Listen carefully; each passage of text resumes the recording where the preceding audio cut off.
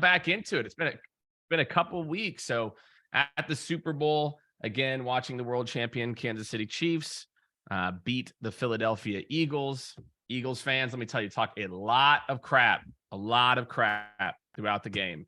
But at the end of the day, they don't have Patrick Mahomes. Jalen Hurts, sorry, it's not Patrick Mahomes. Facts. And then was skiing last weekend. I mean, I just had like a nice little run there, but excited to be back, excited to sit down with all of you and talk a little more sales advice, talk about just life and sales, whatever we want to talk about. I've been getting a lot more questions lately, which is amazing. So feel free, whether it's in the comments or in the DMs, make sure to shoot me some questions. Let me know kind of what's top of mind for you. Went with the full on like collared shirt today, which is just I don't know. It's just like, I felt like it. I felt like putting on the collared shirt and like official outfit today. So today's topic is going to be a fun one. Today, we're going to talk about sales and CS alignment. Can we just give a round of applause to all of our CS and account management people? You know, these are the people that have to put up with sales. And I know, because obviously I've been on the other side of the house and managed those teams that have to put up with, salespeople and, sales leadership saying, oh, just deal with it, over and over again. So shout out to all my CS and all my account management leaders out there today. So we're going to talk about how to increase revenue by getting this handoff tighter. It's kind of funny to me. We're so obsessed with the handoff process between the SDR and the salespeople. We literally forget that one of the most important handoffs in the relationship is sales to CS. And let me tell you this, the reason that we miss this, the reason that we don't pay enough attention to this is we don't feel the impact of it immediately. Meaning, when an SDR hands off a lead to sales, that salesperson is qualifying that lead in the first, week, right? Or 2 weeks. The reality is when sales hands over a bad deal or a mismanaged expectation deal, you might not feel that for months, or maybe even you won't feel it until the renewal. So for a lot of teams, they don't put as much emphasis as they probably should on the handoff process between sales and CS because they just don't actually see the issue, right? Until it hits like a certain oh shit moment. And then it's like, oh, wow, like what happened here? So I'm going to jump into some ways real quick that we can do this. Also, like I said before, if you all we're going to be doing a lot more Q&A this year. So if you all have questions, feel free. Let me know where you're joining from. That's another one of my favorite things. I'm just going to drop your questions and let me know where you are joining from. I'll give you a shout out as well. And lots of people joining on a weekly basis. So what's up? Okay, cool. All right, so let's jump into it. So first things first here, how to increase your average sales price or average contract value with better alignment. Okay, number one is this one. This is a favorite one. Is number one, there is such thing as customers who aren't the right fit. Right now, salespeople are like, but if they sign the contract, they must be the right fit. No, incorrect. That is not correct. Just because someone signs the contract does not mean that they are the right fit by any stretch of the imagination. So for a lot of you out there, I want you to think about that first and foremost, that this to me is one of the big areas where sales alignment happens. It's so funny. It's so funny how sales reps and sales reps, you know what I'm talking about here, how sales reps are so ruthless at times about the qualification of leads from an SDR, right? I've never thought about it this way before, but this is actually extremely funny. If you think about, they're like, well, this person didn't have this or this qualification criteria. This salesperson didn't have XYZ criteria. And then you hand the deal over to account management or customer success. And what if customer success is like, hey, sales rep, sorry, you closed the deal. They don't fit this criteria. And guess what? Which we know is going to be a bad fit customer. Man, sales would flip out. What do you mean? They signed the contract. Figure it out. Right?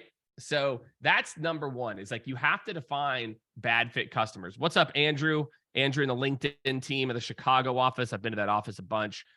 Thanks for joining us. Lisa out of the Netherlands. I binged watched the entire Formula One season over the weekend. If you all haven't watched Drive to Survive, Survive to Drive, the Formula One series, it's epic. Watch it. It's awesome. Which reminded me of the Netherlands. One of the best drivers is Dutch. So that's number one, is that you have to define bad fit customers the same way you define, and this is going to be mind-blowing. What if you defined bad fit customers the same way you defined bad fit prospects earlier in the process? Do we really think that salespeople are only closing, the perfect deals? What's up, Patricia in New Hampshire? Kevin up in Naperville. I like how you call out Naperville and not Chicago. You're like, no, not Chicago, Naperville. I know where Naperville is. So, Kevin, what's going on, man? Hope you're doing fantastic, by the way. It's been a minute. So that's number one, is that you have to realize if you want to increase your contract values throughout the life cycle of a customer, you have to define bad fit customers, right? I'm going to do a whole post on this because now that I'm thinking about it, I'm like, bad fit customers should have the same scrutiny and pushback that SDRs get around bad fit prospect, right? So once you sign the contract, this person's going to churn. We know they're going to churn. Here's the mountain of data that says this person's 90% likely to churn because they fit this criteria. And these are all the other people that had a year one churn. So we're not going to close the deal, right? I know, trust me, there'd be a revolt as a part of that with salespeople, but hey, maybe it's what we need to do. Okay, that's number one. If you want to increase your average contract value throughout the life cycle of a customer, make sure you define bad fit customers. Number two is make the experience better for them. And I'm going to give you 3 quick ones here. Hold, please. Copy and paste these in for you. I'm going to give you 3 quick ways to improve the customer handoff. What is going on? Kai from Brooklyn had me as a pavilion instructor. I've got a really funny story about this that I will tell you all after I copy and paste this in about my tenure as a pavilion instructor, which was cut short, by the way. Even though I think Kai can, attest to it, was, my sessions are pretty good. All right, here we go. So here we go. So I've got 3 quick ones for you, which is number 2. If you want to increase your contract value, make for a better customer experience. Number 1 is information transfer. It is pretty hilarious to me. Yes, notes in Salesforce will be helpful, but it's like, wow, this sales rep went and spent 4, 6, 8, 12, 24, however many weeks with a customer. And then the knowledge transfer is like, yeah, we had like a 5-minute call about what's going on. And I'm not going to throw anyone under the bus. We do a lot of sales technology implementations. And, we are on the other receiving end of that as well, too, where it's like, oh, yeah, this is what the customer wants, blah, blah, blah, blah. You're like, oh, okay, well, we need a little bit more context there, please, sir, on, what's actually happening here. Okay, I am also number 2, okay, is the handoff. I'm a big fan of sales attending the first 1 or 2 meetings. My God, what would happen, salespeople? Oh, but that's a waste of time. Waste of time? You just spent 8, 12, 24, however, 6 months, whatever, closing this deal. And it's like, well, it's a waste of time. I don't get comped on the renewal. It's like, well, what about the customer experience? You literally built all, everyone talks. It's so, what? This is another good point. I get into arguments. I did this session with Sarah Brazier, the team at reply.io, a couple weeks ago now. Wait, is that last week? No, couple weeks ago. About Chat GPT and humans will never be replaced and all this junk. But okay, if that's the case and everyone says it's all about the relationship, this is again for all my salespeople. How many of you attend the first few meetings to make sure that the customer that you spent all that time building a relationship with actually ever went live successfully? How often are you going and making sure that they're getting trained properly? So again, think about that handoff process, okay? And are we really doing a good enough job of transferring the right information, 1, and 2, making sure that the salesperson stays to help to build a better relationship with the CS rep, by showing the customer like, hey, I'm here for you. I've been listening, etc. Okay. Next up, manage expectations of the engagement. Okay, salespeople, another favorite one for you. And I know for all my account executives out there, look, I've closed a lot of deals in my career, thousands of deals probably. I've closed big seven-figure deals. I've closed getting people's credit card over the phone for $39, a one-time charge, to multiple $1 million deals. So salespeople, trust me, I've seen every type of sale. Okay, at this point. I know how it goes, but I'm just telling you right now, the better expectation you set, because you don't want them coming back to you either, being like, hey, what's up, Jake? You told me this is going to happen, and this is what really happened. But I can tell you, if you're sitting there telling your customer, like, it's so easy to get started. Oh my gosh, our team's going to do blah, blah, blah. Oh, you want to go live in 2 weeks? Oh, yeah, we'll go live in 2 weeks. Come on.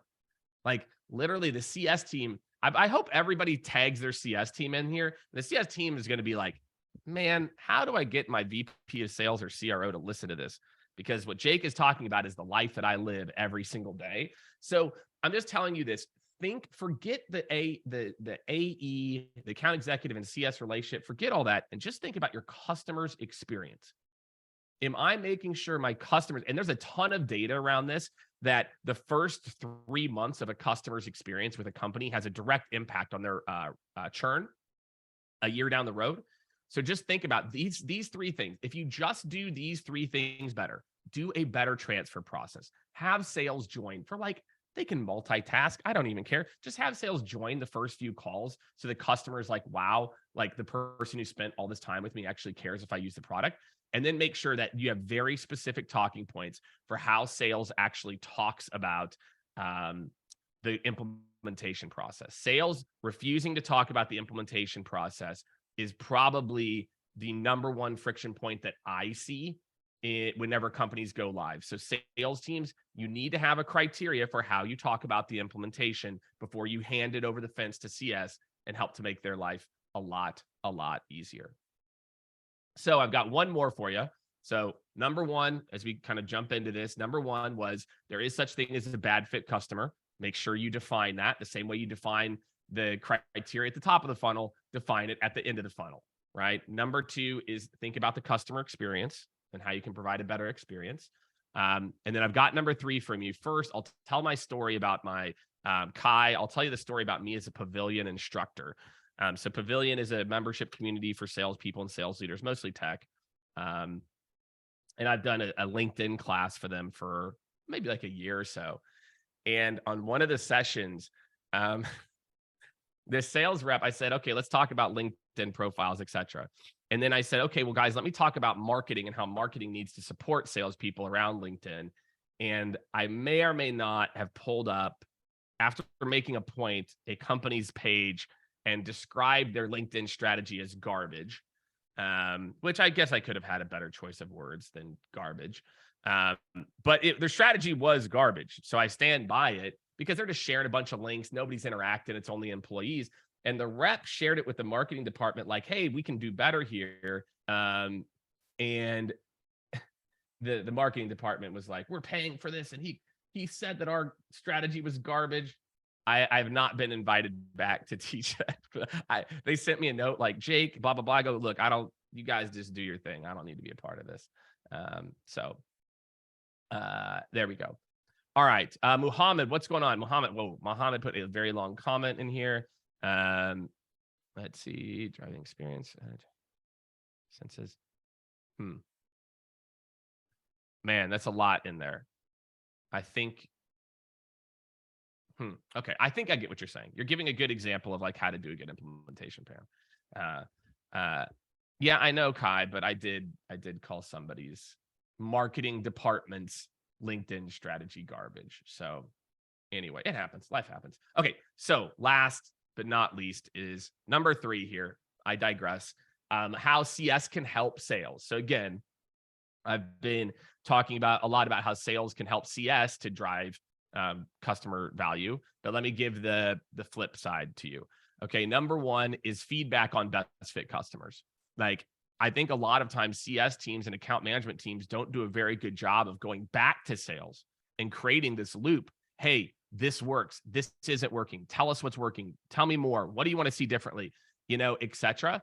To where CS is feeding the sales team with the information that they need to know to give these expectations we're talking about. So CS has to do a good job. The other thing is CS has to feed success stories back to sales. Everyone sits around waiting for a case study on X or Y. It's like, if CS teams were just consistently dropping in Slack or Teams, like, hey, here's a big win we had for this vertical, and then somebody was aggregating that, that's so much more powerful than a really long, lengthy case study. So CS just has to do a better job of communicating. Again, you want to increase your deal size, feed sales the information they need to help to close more deals. It's going to make a big, big difference. CS can help to identify if sales still comes in and helps, expansion opportunities, new divisions, changes that are happening. If you have a team where sales comes back into the deal. So I think CS needs to do a better job of communicating back success stories, what's working, what's not working, and just making that like a regular loop. And it'll help sales close a lot more deals because they're going to have a lot more success stories. They're not sitting around waiting for these like overly blown case studies that, let's be honest, like most people don't really look at. It's so funny how many people ask for case studies, then they also want references too. And it's like, totally happy to do it. But one, do you think I'm going to give you a reference of anyone who's not going to say anything positive? Probably not. Two, the case study is going to say the exact same thing that they said. So anyway, that's why if you can just feedback quotes, hey, this company used our product and saw a 5% increase in results, and they're in this sector. Great. That's good enough. That's good enough, as opposed to like the whole buildup of the situation and all of that. And then just doing a better job of identifying upsells. So those are my number 3. Okay. Those are my big 3 there for you. So I'm going to drop a couple more links in here. Make sure if you're not, our Modern Leader newsletter has been blowing up. I mean, we're adding about 1,000 new subscribers a month on the newsletter. We put this out bi-weekly. This is for all my innovative leaders out there, people that are trying to stay at the forefront. If you're a rep, you're going to get a lot of value out of it as well too. Also, make sure to check out the podcast. New episodes go out every Thursday, the Jake Dunlap Show, where we talk about trends in business, how people became successful. It's just I have a lot of fun with it as a part of it. But to recap, all right, I've got 3 things for you. 1, there is such thing as a bad fit customer. 2, sales can help CS by making the handoff experience better for the customer. It's about the customer's experience. And for better information transfer, better handoff by joining some meetings, better job of really discussing the expectations up front. And finally, but certainly not last, CS needs to help sales by feeding back customer stories and teeing up opportunities. You don't have to be the best salesperson, but you do know how to identify business challenges and business issues. So everyone, that, my friends, is what's up for this Monday. Later this week, I don't see. Oh, actually, the link's going to go out later today.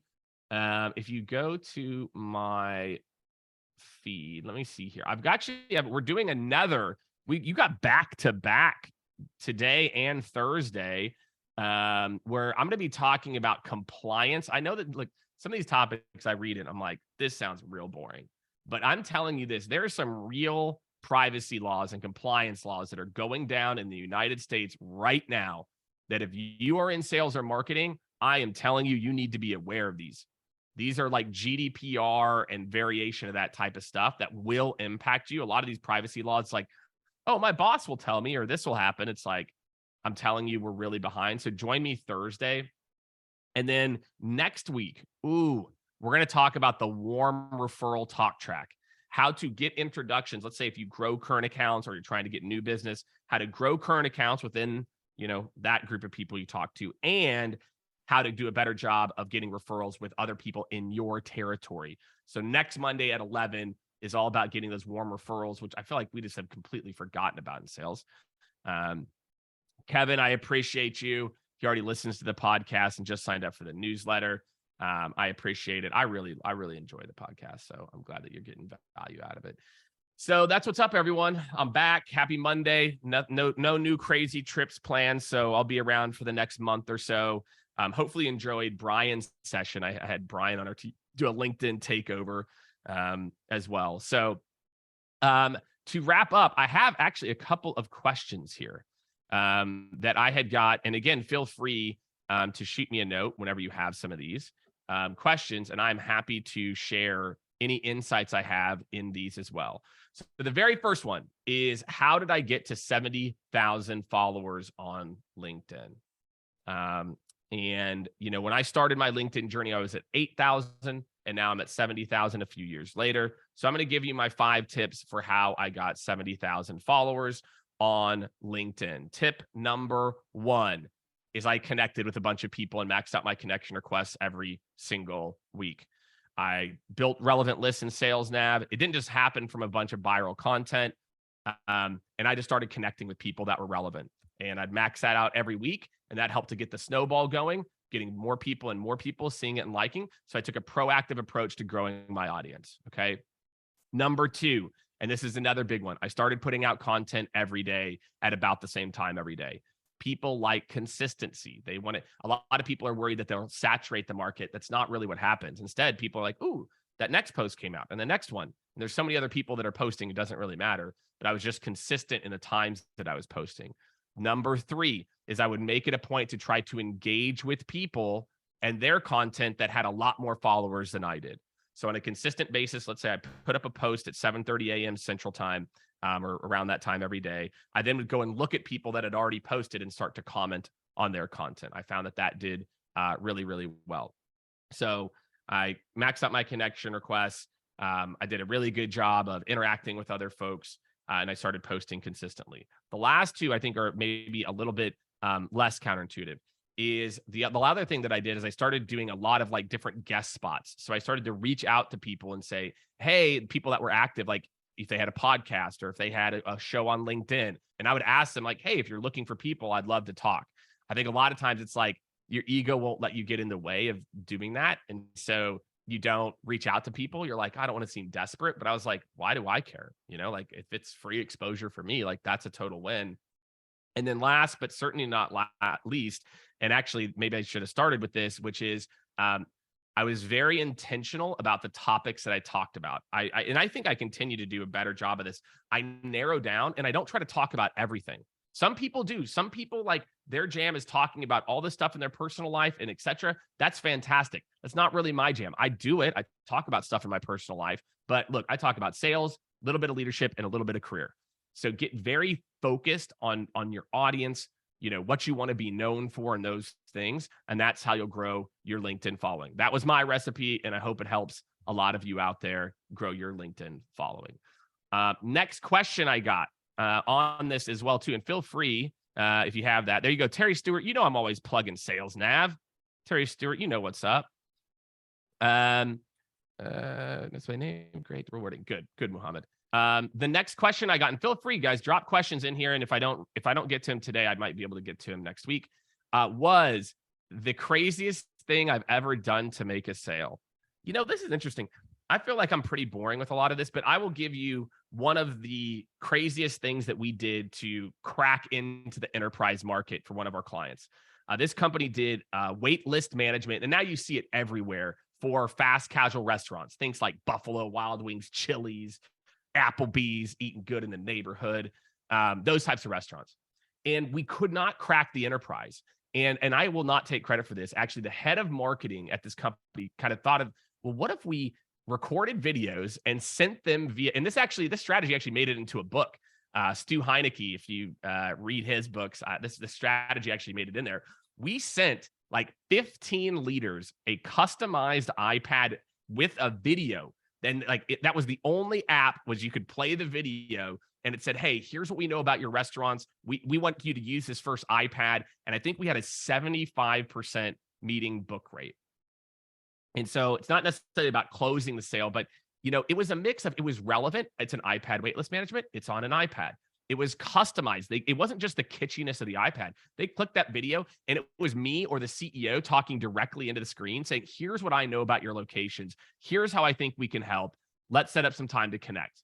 And boom, we booked, like I said, 75% hit rate. So that is one of the craziest things I've ever done to book a meeting more than anything. All right, next one is how to survive your first year in sales. And I'll just talk a little bit about this. For me, and I'm going to tell a very specific story of I had done really well in sales and professional sports. And then I went into tech and I was in a training class. I went back to being an account executive and I was the second class person who hadn't sold anything. And my director, my boss's boss, listened to my call and said, Jake, why aren't you following the script? I'm like, the script? Ha. And some of you have probably heard this, but it's one of my favorite stories. Is I'm like, I'm Jake Dunlap. I don't need scripts, man. Scripts are for, people who don't know what they're doing. And he goes, Jake, do you think we're stupid? He goes, do you think we train 1,000 salespeople on this process because it doesn't work? My mind was blown. And that is when I had already started to read a lot and listen to books as well. But I always thought that there was a lot of like so much art to sales. And I said, well, look, I guess you're right. I haven't closed anything. I just started following their process and best practices. And I closed $60,000 in new business the next month. So if you want to survive your first year in sales, drink the Kool-Aid. Believe, like, if you have to trust that the process is what it is for a reason, right? And I'm talking about, especially if you go to like a mid-sized company or something like that. And so if you want to make it through, borrow best practices. I was always really good at that. I'd hear somebody say something on the phone and I'd be like, oh, I'm going to do that now. I'd hear somebody else say something over here. Ooh, I'm going to try that now.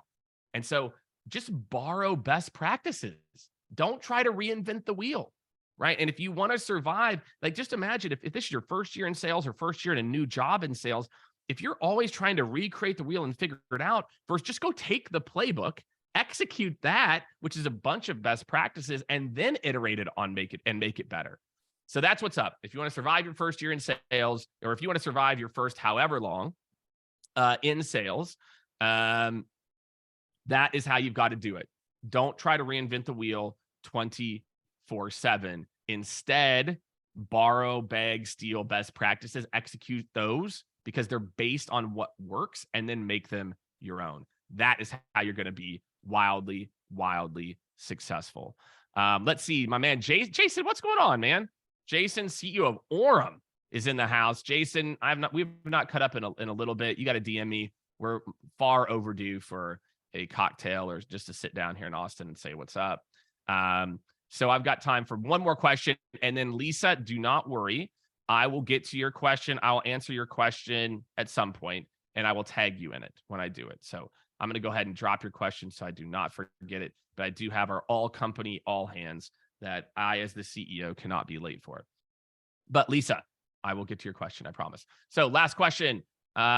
Certainly not least, Mr. Jason. I would love for you to give some tips on training SDRs to get better on the phone. How do you typically structure role plays, objection handling, etc.? This is such a really good one. Step one is getting good on being on the phone is all about building a routine. And I know that's like a crazy thing. You're like, that doesn't help with objections.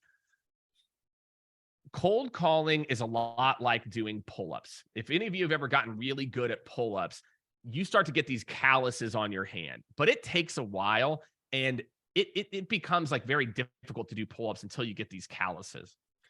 Until you build a routine as an SDR of I'm going to make, and even as an AE, that I'm going to do this block of cold calls in the morning, this one in the early afternoon, late afternoon, and maybe late. I feel like you never build the callus. If you just, there's a saying called eat the frog, which is like, you don't eat the frog in like little bites. You eat the frog in big chunks. Shout out to Brian Tracy. That's his line. And so step one, if you want to get better at cold calling, is you have to get in a routine. And then what I did is I used tick sheets, and I said, look, in this block, I'm going to make 15 dials. I'm not going to get up to go to the bathroom, refill my coffee, anything. 15. And I gave myself an hour. And then if I finished early, I was done. So after my 15, I got up and I left. Right? If I got it done early, great. If I was dilly-dallying around doing too much research, then it took me an hour and 10 minutes to do the cold call block. So candidly, if you want to get better at being on the phone, build that routine. That, my friends, is like the most important piece. Number two is you have to listen to your own game film. I would listen to my own calls, and I would have my boss listen. And if they're like, Jake, you're talking too fast, I would practice slowing down. And that's kind of going to be my final piece of advice too. but you have to go back and replay your game film. Every elite athlete does this. Every single elite athlete does exactly what I'm saying. They go back and they watch themselves. They looked at how they perform. Sales is no different. You have to go and do that. And that goes to number 3, which I was kind of like starting to allude to. So I built my routine. I'm watching myself to get better. I'm listening to the things that I did as well, which I think, is a big part of this. And then last, but certainly not least, the thing that I think made me better than most is I would practice the process of getting uncomfortable on every call. That I made it a point. I hung up after one call, I'll never forget. And I was like, man, you just wimped out. I said, I never want to talk to myself like that again.